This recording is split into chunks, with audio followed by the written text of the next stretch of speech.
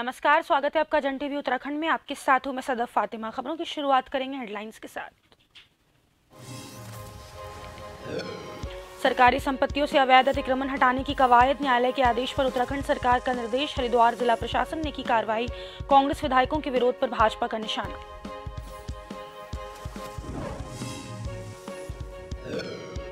Traffic jam की समस्या से निपटने के लिए पुलिस की नई पहल, अब देहरादून वासियों को घर बैठे ही पार्किंग बुक करवाने की मिलेगी सुविधा। ऐप बेस्ड पार्किंग से मिल सकेगी निजात।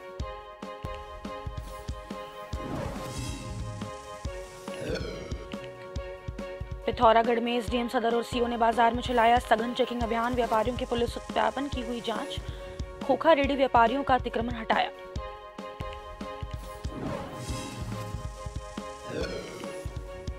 सूखी और बारिश की मार झेल रहे चंपावत जिले के किसानों को राहत, कृषि ऋण में 40% की दी छूट, किसानों ने सीएम धामी को दिया धन्यवाद।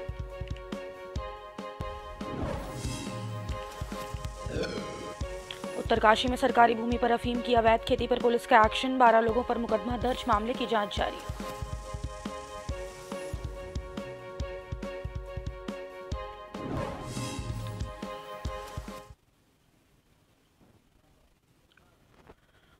और अब खबरें विस्तार से। उत्तराखंड के मुख्यमंत्री पुष्कर सिंह धामी ने वरिष्ठ राज्य आंदोलनकारी और उत्तराखंड महिला आयोग की पूर्व अध्यक्ष सुशीला बलूनी के निधन पर दुख व्यक्त किया। उन्होंने सुशीला बलूनी के ढोबालवाला स्थित आवास पर जाकर उनके पार्थिव शरीर पर पुष्प अर्पित कर श्रद्धांजलि दी। मुख्यमंत्री ने दिवंगत आत्मा की शांति और शोक संतप्त परिजनों को धैर्य प्रदान करने की ईश्वर से कामना की। मुख्यमंत्री ने कहा कि पृथक उत्तराखंड के निर्माण में श्रीमती सुशीला बलूनी के योगदान को सदैव याद रखा जाएगा। इस अवसर पर कैबिनेट मंत्री गणेश जोशी ने भी सुशीला बलूनी को श्रद्धांजलि दी।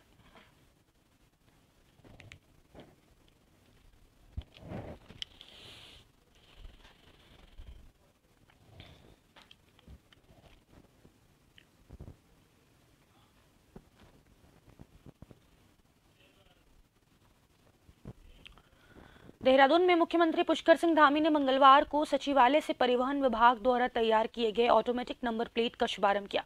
इससे प्रदेश के प्रमुख मार्गों में यातायात के नियमों के अनुपालन और अपवंचन संबंधी प्रकरणों की ऑनलाइन मॉनिटरिंग की सुविधा होगी। मुख्यमंत्री ने कहा कि यातायात के नियमों के पालन और सड़क सुरक्षा की दृष्टि से ये एक अच्छी शुरुआत है। वहीं एएनपीआर कैमरे लगने से लोग यातायात के नियमों का पालन भी करेंगे। मुख्यमंत्री ने निर्देश दिए कि एएनपीआर कैमरे के बारे में लोगों को जागरूक किया जाए। इस कैमरे में अभी शुरुआती चरण में जो लोग यातायात के नियमों का उल्लंघन कर रहे हैं उनको चेतावनी के SMS भेजे जाएं।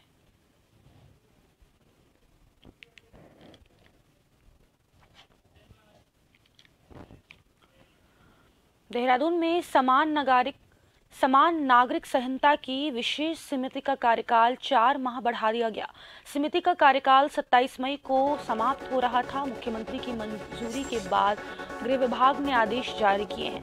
यूसीसी के परीक्षण और क्रियान्वयन के लिए एक विशेष समिति बनाई गई। वहीं 27 मई 2022 को समिति का गठन किया गया था। 6 महीने में ड्राफ्ट तैयार कर सरकार को रिपोर्ट देनी थी। फिर 28 नवंबर 2022 को समिति का कार्यकाल 6 माह के लिए और बढ़ाया गया। ये कार्यकाल दूसरी बार बढ़ाया गया है। वहीं समिति ने अभी तक 75% ड्राफ्ट तैयार कर लिया है।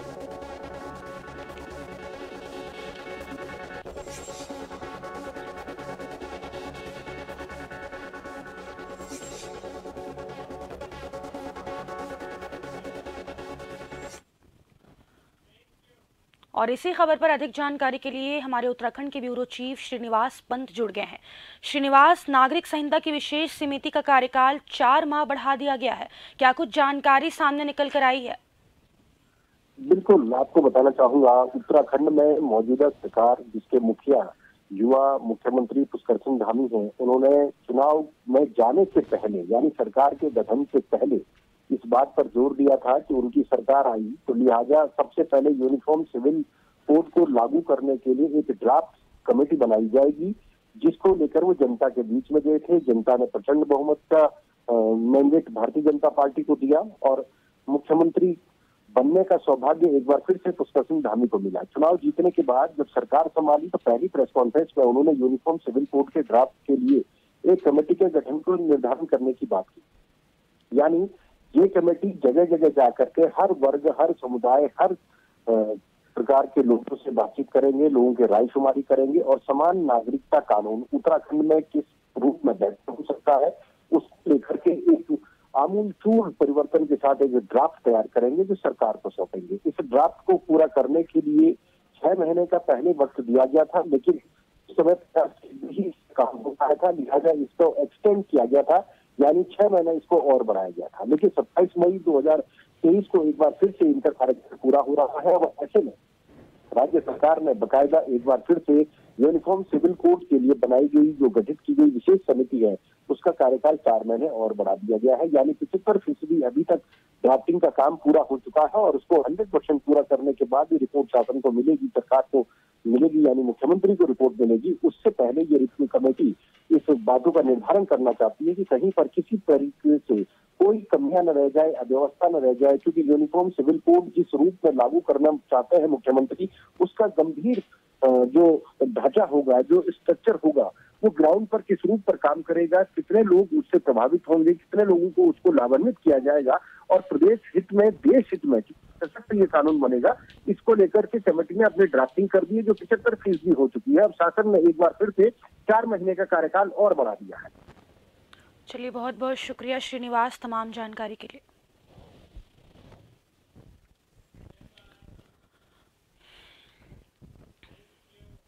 जोशीमठ विकास खंड के अंतर्गत सुदूरवर्ती गांव, जिस गांव का नाम लांजी पोखनी गांव है, बता दें कि लांजी पोखनी गांव तक जाने के लिए वाहन से नहीं बल्कि कई किलोमीटर खड़ी चढ़ाई पार करनी होती है।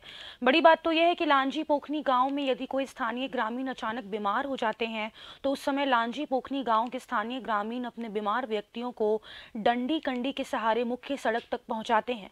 वहीं स्थानीय ग्रामीणों का कहना है कि उन्होंने अपने गाँव की सड़क के बारे में कई बार शासन और प्रशासन के दरवाजे खटखटा दिए, लेकिन आज तक कुछ भी कार्रवाई नहीं हो पाई।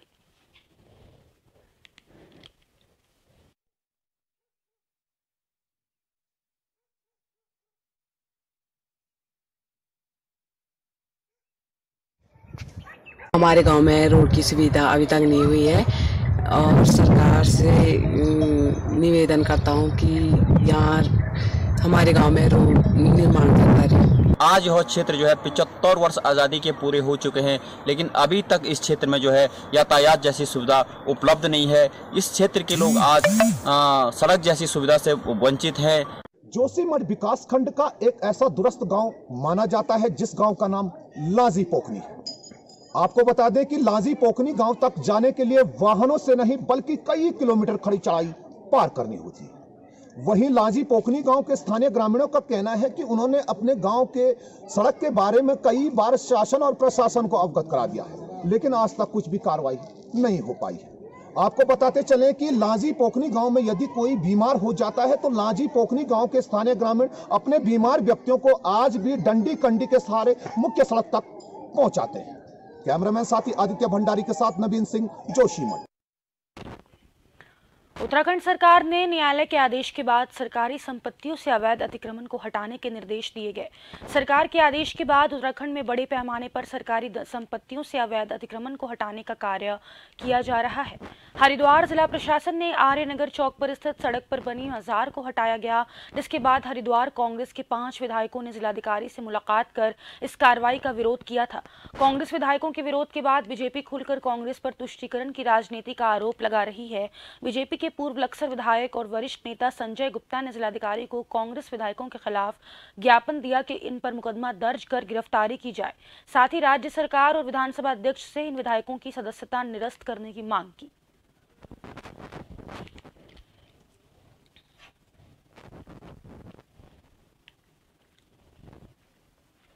में डिमांड है वो यही है कि कल एक पार्टी विशेष का प्रतिनिधिमंडल आया था, उसमें कुछ इश्यूज आए थे और उनका मुख्य रूप से यही कहना है कि उस प्रतिनिधिमंडल के जो लोग थे उनके विरुद्ध मुकदमा दर्ज के उनके खिलाफ कार्रवाई की जाए। एक मजार जो बीच सड़क में बना हुआ था, जिसका कोई इतिहास भी नहीं था, रास्ता अवरुद्ध होता था, उससे मार्ग जाम रहता था। माननीय न्यायालय के आदेश पर और सरकार माननीय यशस्वी मुख्यमंत्री जी जो पुष्कर सिंह धामी जी हैं, उनकी मैं भूरी भूरी प्रशंसा करता हूं। उन्होंने न्यायालय के आदेश को पारित कराते हुए और उस अवैध बाजार को सड़क के बीच से हटवाया। लक्सर स्थित अपर मुख्य न्यायिक मजिस्ट्रेट न्यायालय में एडवोकेट एसोसिएशन के अध्यक्ष विकास पंवार ने क्षेत्र के इस्माइलपुर गांव निवासी एक युवक पर ब्लैकमेलिंग के आरोप में क्षेत्र के पत्रकार की याचिका पर दर्ज हुए मुकदमे को लेकर कानूनी कार्रवाई और आरोपी के विरुद्ध उचित दंड की मांग को लेकर अपना पक्ष रखा। लक्सर एडवोकेट एसोसिएशन के अध्यक्ष विकास पंवार ने इस प्रकरण पर अपना पक्ष रखते हुए कहा कि यह हमारे देश का चौथा स्तंभ है, जिसे साफ सुथरा और निष्पक्ष होना चाहिए और क्षेत्र में पनप रहे फर्जी पत्रकारों का विरोध भी होना चाहिए। उन्होंने ब्लैकमेलिंग के आरोपी के विरुद्ध दर्ज मुकदमे को सही ठहराते हुए कहा कि आरोपी पर उचित और कानूनी कार्रवाई होनी चाहिए। उन्होंने खुद को इसके पक्ष में करार देकर कहा कि जिसके विरुद्ध न्यायालय में मुकदमा दर्ज हुआ है उसके खिलाफ कानूनी कार्रवाई के अलावा उसे उचित दंड भी मिलना चाहिए।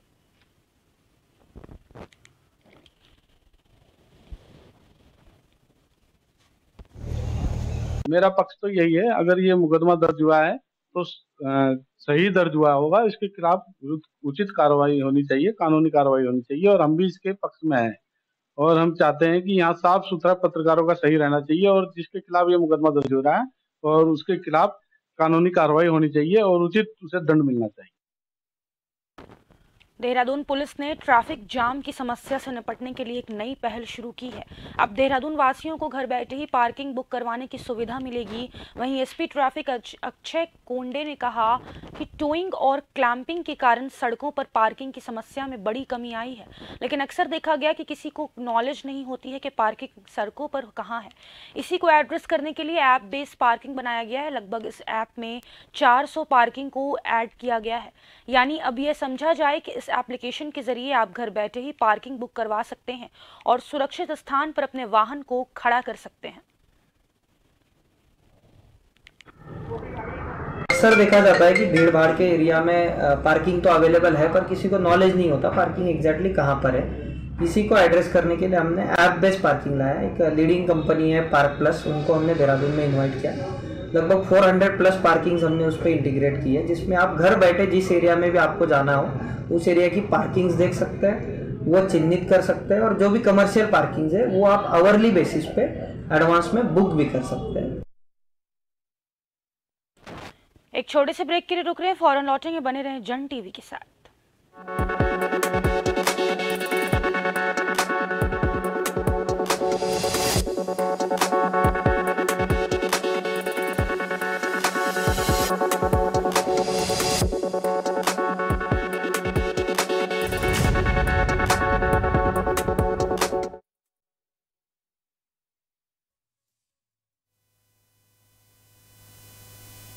स्वास्थ्य की दृष्टि से भी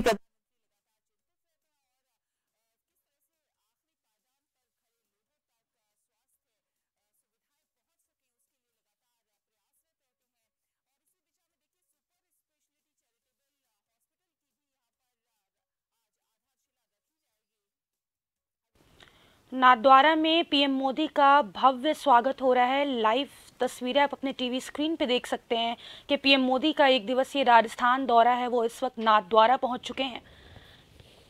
किस तरीके से आमजन उन पे पुष्प, राज्यपाल मिश्र और सीएम गहलोत की अगवानी में पीएम नरेंद्र मोदी का जोरदार स्वागत हो रहा है। लाइव तस्वीरें आप अपने टीवी स्क्रीन के जरिए देख सकते हैं कि नाथद्वारा में पीएम मोदी का भव्य स्वागत हो रहा है।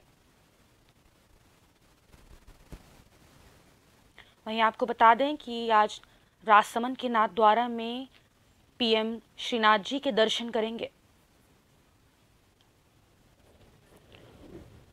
राज्यपाल मिश्र और सीएम गहलोत ने अगवानी की है। लाइव तस्वीरें आप अपने टीवी स्क्रीन पर देख सकते हैं कि पीएम नरेंद्र मोदी इस वक्त राजसमंद के नाथद्वारा पहुंच चुके हैं।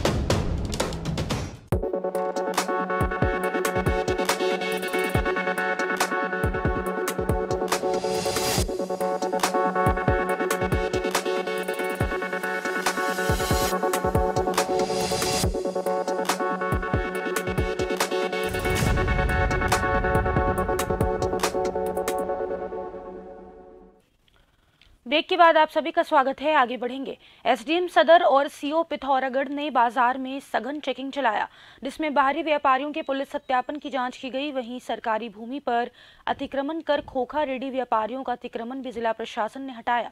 वहीं एसडीएम सदर अनुराग आर्या ने बताया कि कई व्यापारी पिथौरागढ़ बाजार में बिना सत्यापन और जीएसटी के व्यापार कर रहे हैं। ये सुरक्षा की दृष्टि से सही नहीं है। बिना सत्यापन के बाहर से आए व्यापारियों के व्यापार करने पर उनका चलन किया जा रहा है। सरकारी भूमि में किए जा रहे अतिक्रमण को भी हटाया जा रहा है। वहीं लोगों के द्वारा बताया जा रहा है कि चेकिंग के दौरान कई चौंकाने वाले मामले भी सामने आए।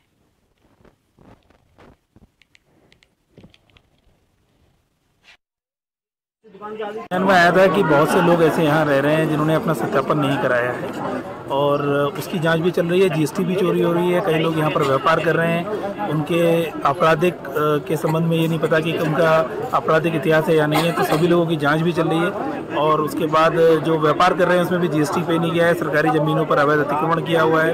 तो ये सारी जाँचें चल रही हैं और उसके खिलाफ ही अतिक्रमण भी हटाया जा रहा है और बाहरी लोगों का सत्यापन भी कराया जा रहा है।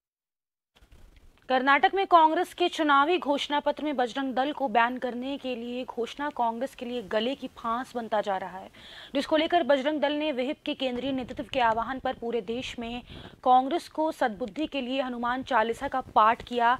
वहीं इसी कड़ी में मंगलौर में भी बजरंग दल के सैकड़ों कार्यकर्ताओं ने मंदिरों में पहुंचकर हनुमान चालीसा का पाठ किया। वहीं इस मौके पर बजरंग दल और विहिप के कार्यकर्ताओं ने कहा कि बजरंग दल एक राष्ट्रभक्त संगठन है जो हमेशा मार्ग सेवा और देश सेवा के लिए हमेशा अग्रणी पंक्ति में खड़ा नजर आता है। ऐसे में कांग्रेस का चुनावी घोषणा पत्र में बजरंग दल को बैन करना बेहद निंदनीय है, जिसके लिए बजरंग दल के कार्यकर्ताओं ने कांग्रेस की सद्बुद्धि के लिए हनुमान चालीसा पढ़ी।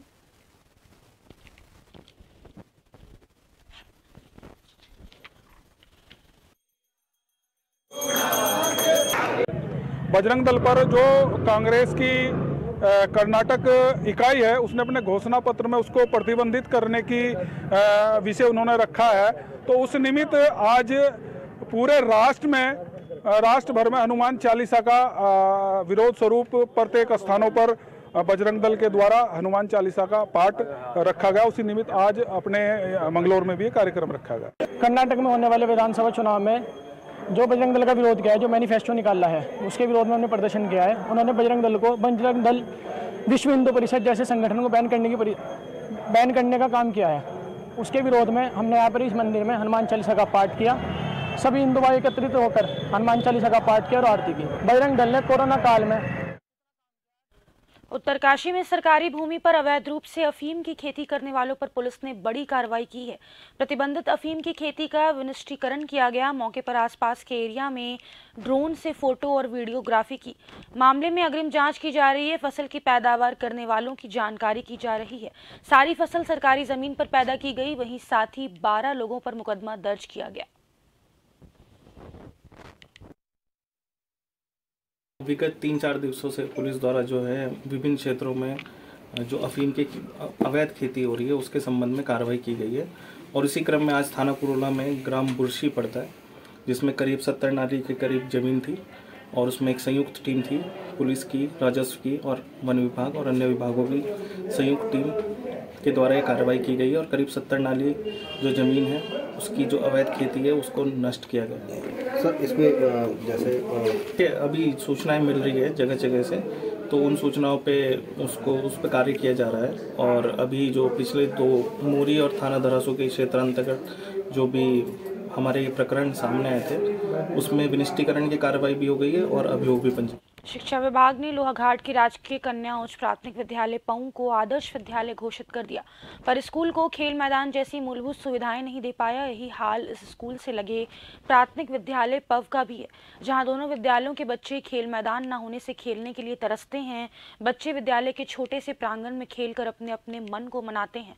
विद्यालय के प्रांगण में चारदीवारी न होने से बच्चों के गिरने का खतरा हर समय बना रहता है। विद्यालय के प्रधानाध्यापक पुष्कर नाथ गोस्वामी ने बताया कि विद्यालय के पास पर्याप्त भूमि है। विभाग को कई बार खेल मैदान निर्माण के लिए पत्र भेजे गए, पर अभी तक कोई संज्ञान नहीं लिया गया।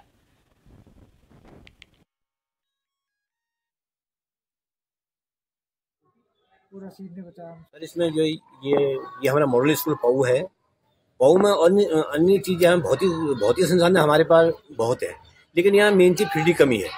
फील्ड की कमी होने से बच्चे खेल कूद में पीछे रह जाते हैं हमारे बच्चे, क्योंकि आदर्श विद्यालय होने के नाते यहाँ पर फील्ड की विशेष आवश्यकता सर। हमने कई बार मतलब अनुरोध भी कर दिया है यहाँ से, और यहाँ से हमने कई बार यहाँ से प्रस्ताव दिए हैं कि हमारे विद्यालय में मतलब फील्ड होना चाहिए, क्योंकि यहाँ पर हमारे यहाँ दोनों विद्यालयों में 50 से ऊपर छात्र संख्या है। आखिर सूखे और बारिश की मार झेल रहे चंपावत जिले के किसानों को सरकार ने कृषि ऋण में 40% की छूट देकर बड़ी राहत दी है, जिसके लिए किसानों ने सीएम धामी को धन्यवाद दिया। जिला किसान यूनियन भानु के जिला अध्यक्ष नवीन करायत ने जानकारी देते हुए बताया कि लोहाघाट विधानसभा के अलावा पूरे चंपावत जिले के किसान लंबे समय से सूखे और बारिश की मार झेल रहे थे। किसानों की फसलें पूरी तरह बर्बाद हो चुकी थी, जिस कारण किसान कृषि ऋण को चुकाने में अपने को असमर्थ महसूस कर रहे थे। किसानों ने सरकार से राहत देने की मांग लंबे समय से करी जा रही थी। करायत ने कहा कि सरकार ने किसानों की समस्या का संज्ञान लेते हुए किसानों को बड़ी राहत देते हुए किसानों को कृषि ऋण में 40% की छूट दी है।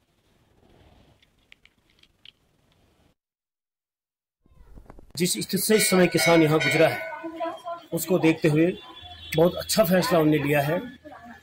इस मौसम सूखा था, उसके चलते किसानों को बहुत दिक्कतों का सामना करना पड़ा था। स्थिति ऐसी पैदा हो गई थी कि किसानों के पास इस समय बीज भी उपलब्ध नहीं है रबी की फसलों का। जो 40% का बीमा इस समय चंपावत जिले में दिया है सरकार ने, बहुत बड़ी राहत किसानों को मिली है। हमारी एक मांग सरकार से और है कि आने वाले सीजन में, जो रबी का सीजन हमारा होता है, उसमें हमारे किसानों को फ्री के बीज दिए जाए। कृषि के क्षेत्र में ड्रोन को किस तरह से इस्तेमाल किया जाए और इसका उपयोग कैसे किसान करे, इसके लिए सूचना प्रौद्योगिकी विभाग की डायरेक्टर नितिका खंडेलवाल ने कहा कि एग्रीकल्चर ड्रोन में भारत सरकार ने काफ़ी हद तक प्रमोट किया। एग्रीकल्चर क्षेत्र में ड्रोन के इस्तेमाल को लेकर नितिका खंडेलवाल ने कहा कि हमने निर्णय लिया है कि हम किसानों को ट्रेन कराएंगे। हमने विभिन्न जिलों के किसानों के समूह बनाकर किसानों की ट्रेनिंग कराने का निर्णय लिया। ये बहुत ज़रूरी है कि किसान कैसे कृषि के लिए ड्रोन का इस्तेमाल कर सकते हैं। आपकी जानकारी के लिए ड्रोन खरीदने के लिए भारत सरकार की तरफ से किसानों को सब्सिडी भी दी जाती है। ऐसे में किसान इसका फायदा भी उठा सकते हैं।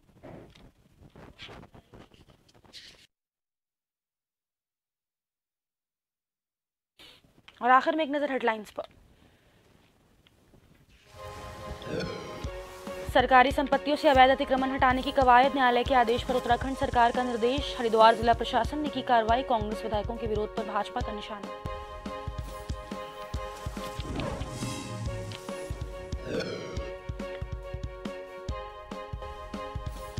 ट्रैफिक जाम की समस्या से निपटने के लिए पुलिस की नई पहल। अब देहरादून वासियों को घर बैठे ही पार्किंग बुक करवाने की मिलेगी सुविधा। ऐप बेस्ड पार्किंग से मिल सकेगी निजात। पिथौरागढ़ में एसडीएम सदर और जीओसीओ ने बाजार में चलाया सघन चेकिंग अभियान। व्यापारियों के पुलिस सत्यापन की हुई जांच। खोखा रेडी व्यापारियों का अतिक्रमण हटाया।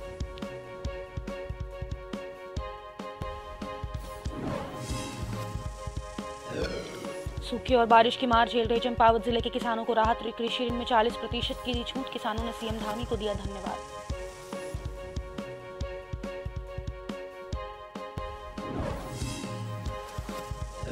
उत्तरकाशी में सरकारी भूमि पर अफीम की अवैध खेती पर पुलिस का एक्शन। 12 लोगों पर मुकदमा दर्ज, मामले की जांच जारी।